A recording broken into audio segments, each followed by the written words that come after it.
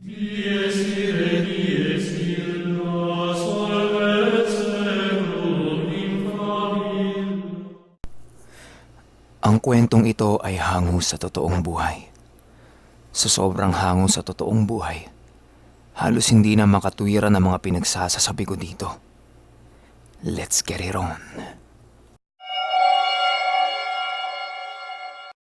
Title of the story, Nilalang. Pagkatapos naming kumain ay nagpagkatasuntuan naming, napagkaan. Nanlaki ang mga mata ni Johnny. Nanlaki ang mga mata ni Johnny sa narinig niya na parang nakita niya si Willie Rebellion. Takte, naputol yung script ko, boy!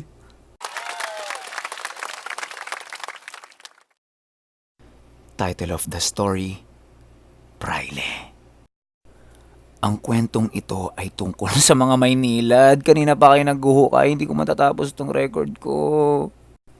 Kusang gumagalaw ang kanyang ulo papunta sa galing kaliwa at doon niya nakita ang mga palaka na sumisigaw ng kokak. Idinikit ng pugot na ulo ang kanyang ulo sa mukha ng nanay ko sabay sigaw ng, "Wag mo na kaming tularan!"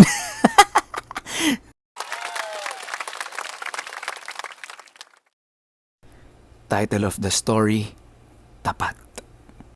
Kitang-kita niya ang isang matandang babaeng nakalutang. Kulubot na ang kulubot na ang mukha. Puti ang buhok at nanlilisik ang mga mata nito na nakatitig sa kanya. Nakaporma ang mga kamay nito na parang pupunta ng SM. Wala na ba ibang salita para sa forma? Diyos ko po. At nakita niya si Papay Litz sa hagdan. Hinahawak-hawakan ng ulo nito at wika ni Papay Litz, "Binangungot ako dito, boy." Chipmunk.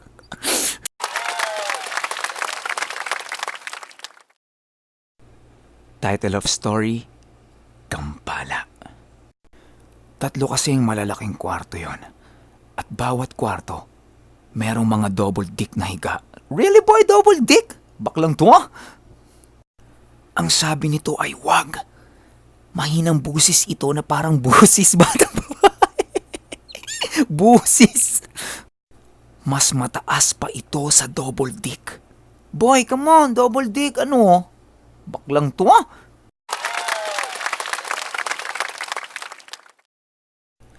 Title of story, Encuentro. Nang biglang isiningit ng isa naming pinta ng nagkakanduhan na saktong palubog na rin ang araw.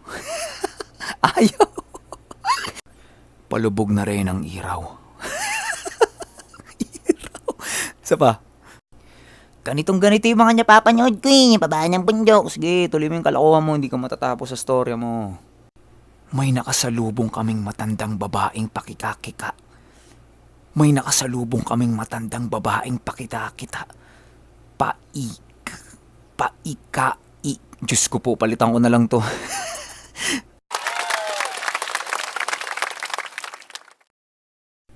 Title of story, Aligid. Habang nag-iinuman sila, nagtataka sila kung bakit meron silang naaamoy na mabaho. Parang utot daw yun ng unano. Sino nag-edit nito? Lumipas pa ang ilang mga oras. Diyos ko po, napakaingay ng mga sisiw. Lumipas pa, Diyos ko. Pa, yung mga sisiw! Hindi nagdalawang isip ang lolo ko na tumakbo papalapit sa kanya kasabay namang ilaba ko sa iyo kalakopag. Dapat yung part na yun dahan-dahanin ko lang para mas feel na feel.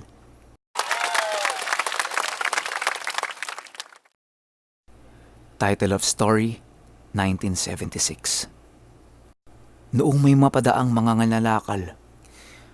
Noong may mapadaang mga lalakal. Ay, noong may mapadaang mga lakalal. Ay, noong may mapadaang, Diyos ko po. Noong may mapadaang mga lalakal. Hala, noong may mapadaang mga lalakal. Noong may mapadaang mga Yawa na nito. Habang nilalamig ito, ang wika niya ay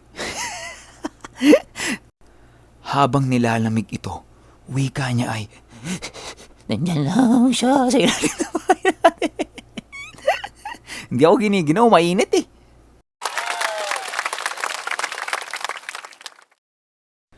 Title of story, Sunod. Kuya, merong humawak sa magkabilang braso ko na sobrang lamig. Tahimik lang kaming lahat sa sasakyan. Tahimik lang kaming lahat sa tsatsak. Tahimik lang kaming lahat sa sasasak. Diyos ko, tahimik lang kaming lahat sa sasakyan. Kotse na lang kaya. Gusto niyang sumigaw. Tatalon sisigaw ang pangalan. Bakit nag-forward yung script ko dito? Pero ayon sa kanya niya. Sa ina niya. Pero ayon sa kanya, pakiramdam daw niya nung pakiramdam daw.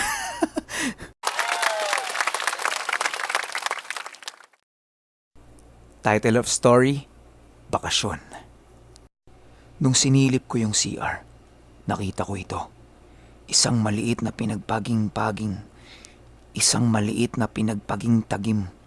Isang maliit na pinagtagpi-tagping.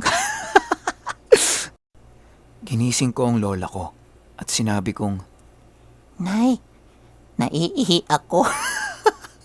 Sinasaniban na naman ako ng chipmunk ang putik. Nay, Nay, naiihi ako. Nay, naiihi ako. There you go. Hindi ako makakilos dahil hindi sila tumitigil sa pagtawa. Para bang nakasilip ito sa kung gaano man kalaki ang tae ko. Diyos ko po, nabubulol ako kung kailan maganda rin yung eksena. Tumakbo ako habang sumisigaw ng, Nanay! Takte, paano kaya ako sisigaw, no? Tulog na sila mama. Tay tayo dyan, boy.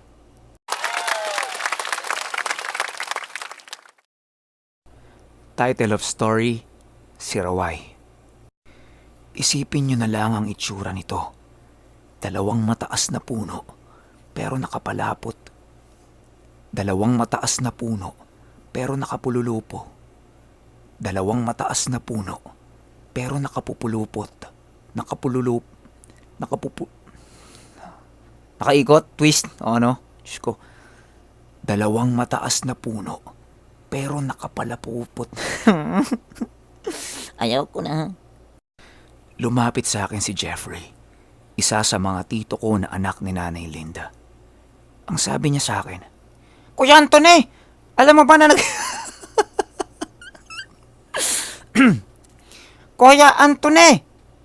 Kuya Anthony, alam mo ba naghihiwalay ang puno na yan kapag madaling araw? Seryosohin ko na lang kaya, Kuya Anthony, alam mo ba? Hindi. Dapat yung tono ni Jeffrey makuha ko eh. Kuya Anthony, alam mo ba na naghihiwalay ang puno na yan kapag madaling araw? Mamaya ako nagagawin to, takte. Inagaw ko to sa mga nakalabang kong kakwang. Inagaw ko to sa isa sa mga nakalabang kong akwang. Damn!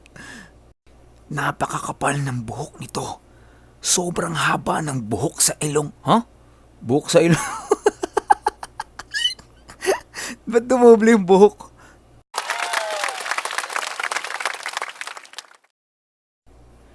Last but not the least, title of story, Ilog. Kaya ang ginawa ng lolo ko ay binigyan siya ng puder. Pero binalaan siya nito. At ang sabi niya ay, Alam mo Rico, hindi...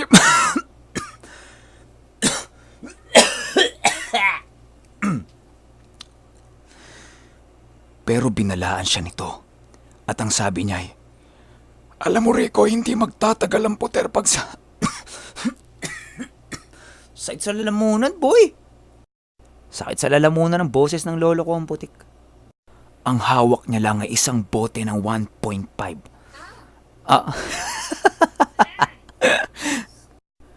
Ang hawak niya lang ay isang bote ng... Wow, bote! Baklang tuwa!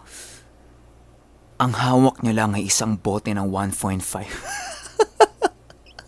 RC na lang kaya, bote ng RC.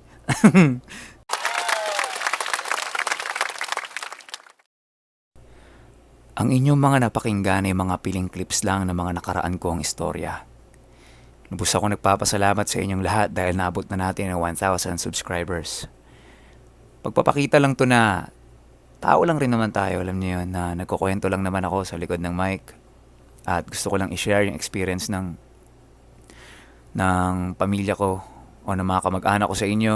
At sobrang thank you sa lahat ng mga nagla-like, shares, subscribe, lalong-lalo na yung mga masisipag mag-comments. Alam niyo, marami pa tayong upcoming na matitinding horror story. Kaya lagi niyo lang, hello, choppy pa. Kaya palagi niyo lang i-share itong lahat ng ginagawa nating video. So, yun lang guys. Thank you so much sa inyo at patuloy niyo akong suportahan. Thank you.